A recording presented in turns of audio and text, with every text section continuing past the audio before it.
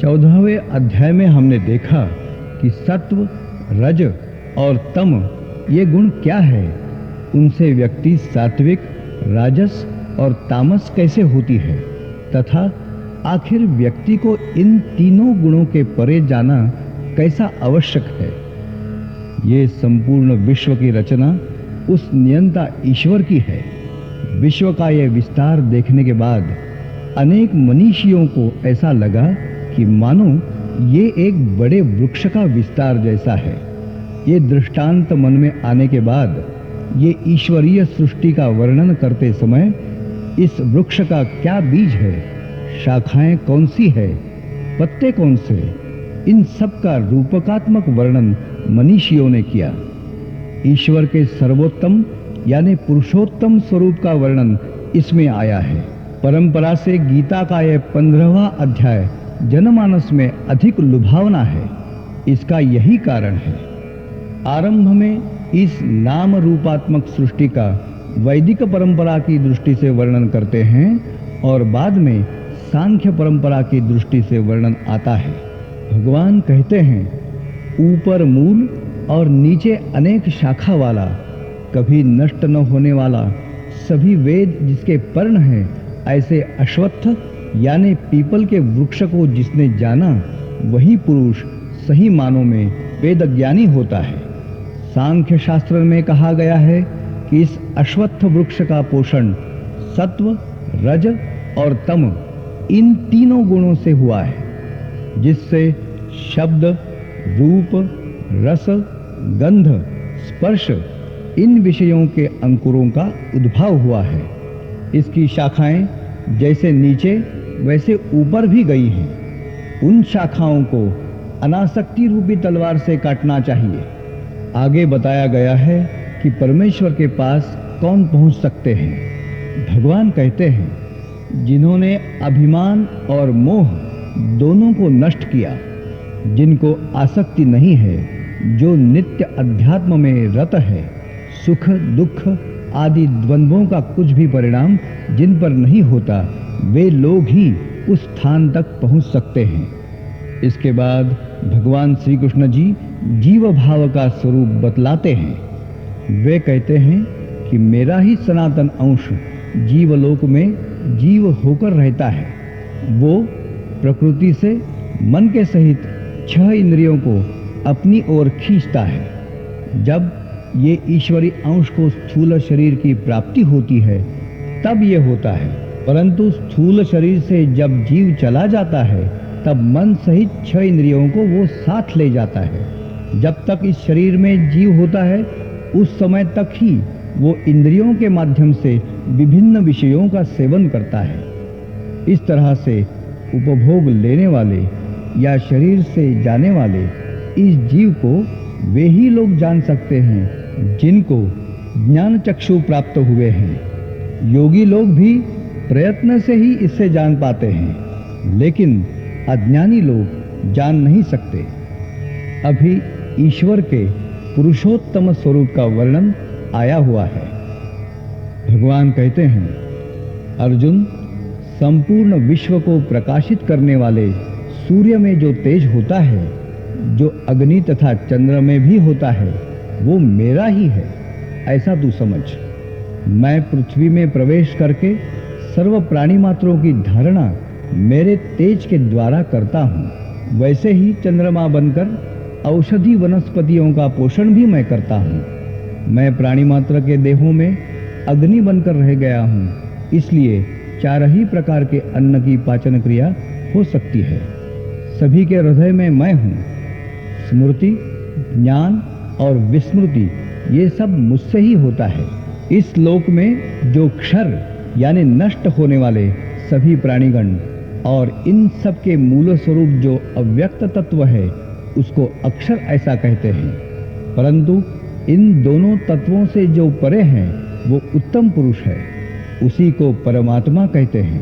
तीनों लोकों में प्रवेश करके वो त्रैलोक्य का पोषण करता है। मैं क्षर के भी परे और अक्षर से भी उत्तम होने की वजह से लोक व्यवहार में और वेदों में भी मुझे पुरुषोत्तम कहा गया है। ये अत्यंत गुप्त बात भगवान श्री कृष्ण जी ने अर्जुन से कही। भगवान कहते हैं, इसको समझने वाला मानव बुद्धिमान और कृतकृत्य होगा।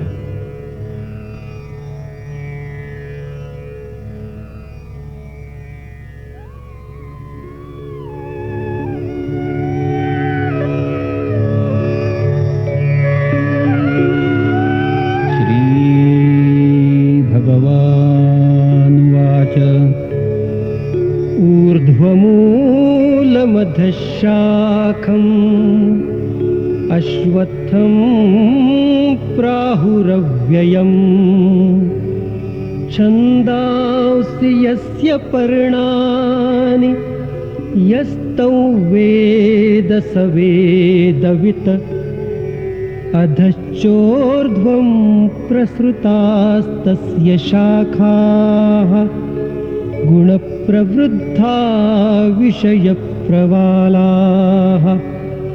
अधश्च मूलान्यनुसन्ततानि कर्मानुबन्धीनि मनुष्यलोके न रूपमस्येह तथोपलभ्यते नान्तो न चादिर्न च सम्प्रतिष्ठा अश्वत्थमेनौ सुविरूढमूलम् असङ्गशस्त्रेण दृढेन चित्वा ततः पदं तत्परिमार्गितव्यम् यस्मिन् गता न निवर्तन्ति भूयः तमेव चाद्यं पुरुषं प्रपद्ये यतः प्रवृत्तिः प्रसृता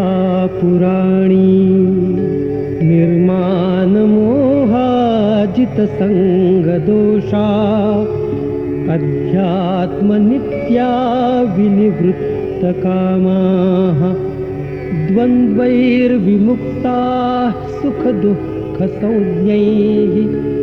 गच्छन्त्यमूढाः पदमव्ययं तत् न तद्भासयते सूर्यो न शशाङ्को न पावकः यद्गत्वा न निवर्तन्ते तद्धाम परमं मम ममैवांशो जीवलोके जीवभूतः सनातनः मनःषष्ठानीन्द्रियाणि प्रकृतिस्थानि कर्षति शरीरै यद्वाप्नोति यच्चाप्युत्क्रामतीश्वरः गृहीत्वैतानि संयाति वायुर्गन्धान् इवाशयात् श्रोत्रं चक्षुस्पर्शनं च रसनं घ्राणमेव च अधिष्ठाय मनश्च अयं विषयान् उपसेवते उत्क्रामन्तौ स्थितं वापि भुञ्जानौ वा गुणान्वितम् विमूढा नानुपश्यन्ति पश्यन्ति ज्ञानचक्षुषः यतन्तो योगिनश्चैनं पश्यन्त्यात्मन्यवस्थितं यतन्तोऽप्यकृतात्मानो नैनं पश्यन्त्यचेतसः यदादित्यगतं तेजो जगद्भासयतेऽखिलम् यच्चन्द्रमसि यच्चाग्नौ तत् तेजो विद्धि मामकम् गामाविश्य च भूतानि धारयाम्यहमोजसा पुष्णामि चौषधीः सर्वाः सोमो भूत्वा रसात्मकः अहं वैश्वानरो भूत्वा प्राणिनां देहमाश्रितः प्राणापानसमायुक्तः पचाम्यन्नं चतुर्विधम् सर्वस्य चाहं हृदि सन्निविष्टो मत्तस्मृतिर्ज्ञानमपोहनं च वेदैश्च सर्वैरहमेव वेद्यो वेदान्तकृद्वेदविदेव चाहम् द्वाविमौ पुरुषौ लोके क्षरश्चाक्षर एव च क्षरः सर्वाणि भूतानि कूटस्थोऽक्षर उच्यते उत्तमः पुरुषस्त्वन्यः परमात्मेत्युदाहृतः यो लोकत्रयमाविश्य बिभर्त्यव्यय ईश्वरः यस्माक्षरम् अतीतोऽहम् अक्षरादपि चोत्तमः अतोऽस्मि लोके वेदे च प्रथितः पुरुषोत्तमः यो माम् एवम् असम्मूढो जानाति पुरुषोत्तमम् स सर्वविद् भजति मां सर्वभावेन भारत इति गुह्यतमं शास्त्रम् इदम् उक्तं मया नघ एतद्बुद्ध्वा बुद्धिमान् स्यात् कृतकृत्यश्च भारत।